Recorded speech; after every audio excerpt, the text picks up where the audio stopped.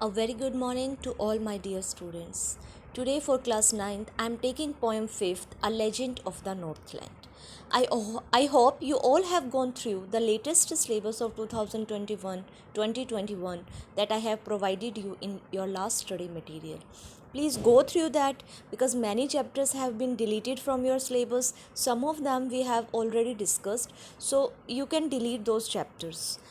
So, come to the poem A Legend of the Northland. Now see, legend is a mythological story, a old story of the Northland. Northland is a name of a place. So from Northland, this place we are having one story, one legend, what this story is about. Listen children, the poem is very easy, simple words are used, and it's a ballad. What is a ballad? Ballad which a poem which tells the complete story, or we can say that a story in the form of poem, that is called ballad. I again repeat, ballad is a story in the form of poem. So in this poem you will realize that you are reading one story, one short story, and very inspirational and very good story this is. So let's start.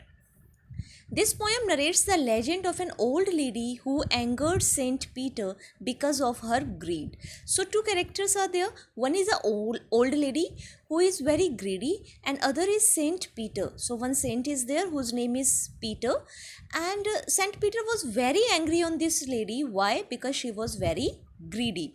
So this poem is having 16 extracts. Don't worry, these are very small and very easy one. Within 5 minutes you will finish it. So let's start the poem. Away, away in the Northland, away, away in the city of Northland, where the hours of the day are few, where day was less, night was more. Why? Because extreme coldness is there. Here also it happens na, in winters we are having long nights and short days.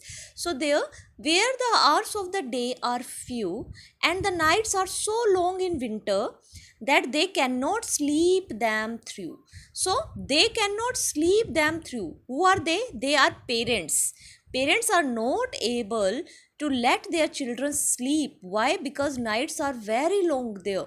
They cannot sleep them, and them is their children. They are parents and them are children.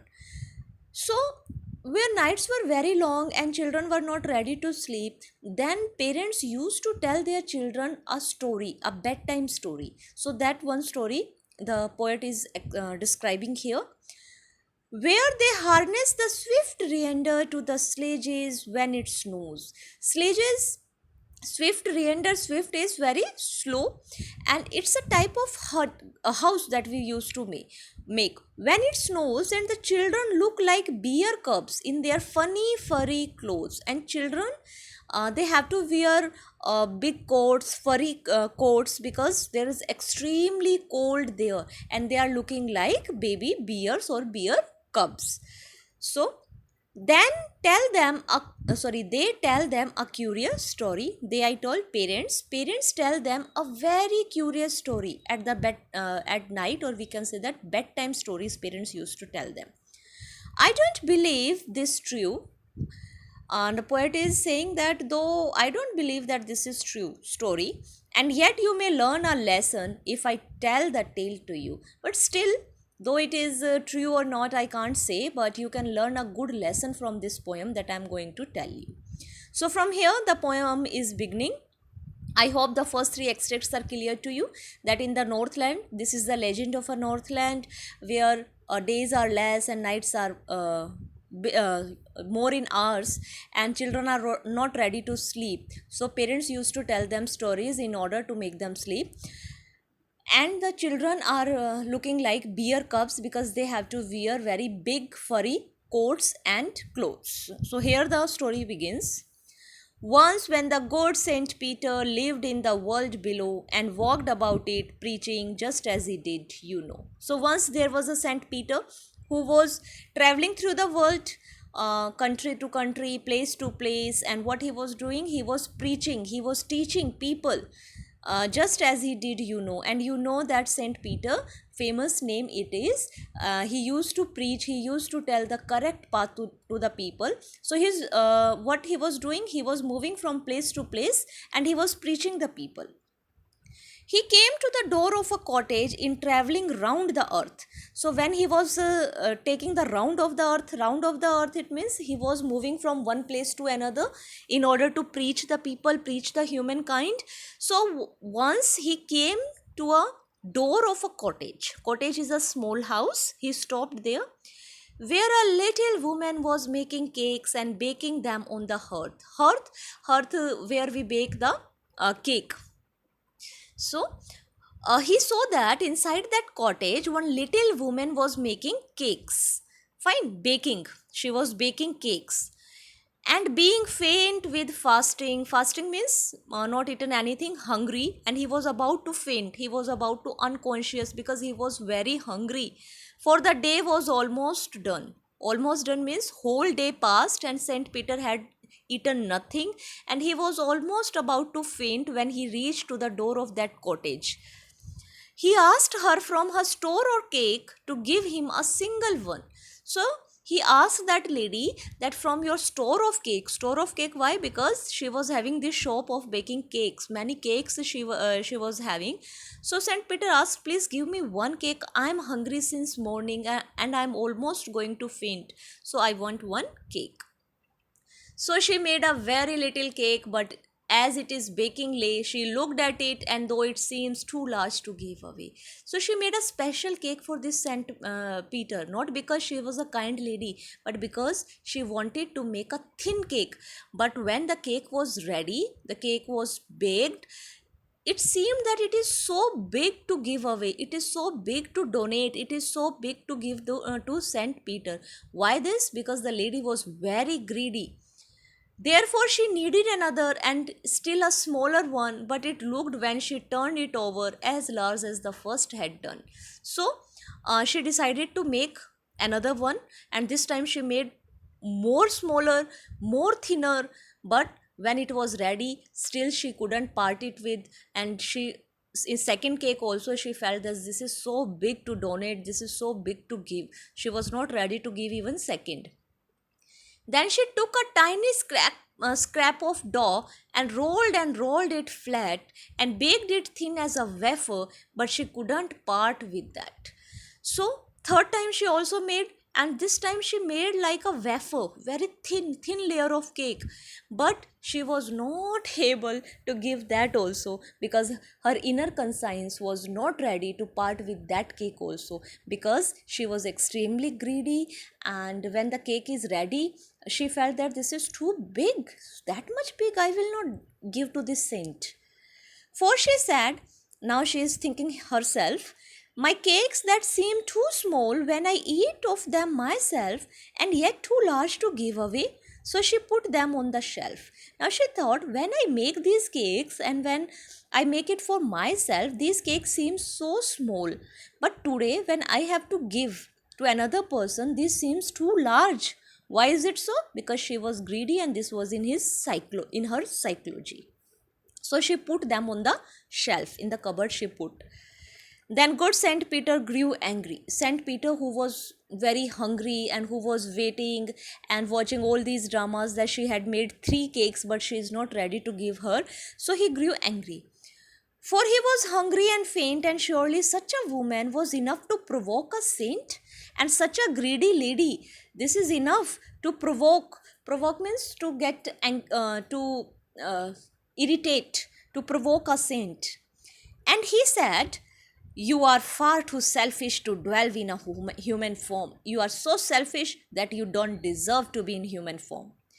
To have both food and shelter. You don't deserve to have food and shelter and fire to keep keep you warm. It means Saint Peter said that you don't deserve to be in human form, you don't deserve to be a human, you don't deserve to have food and shelter and fire to keep you warm, you don't deserve all these things.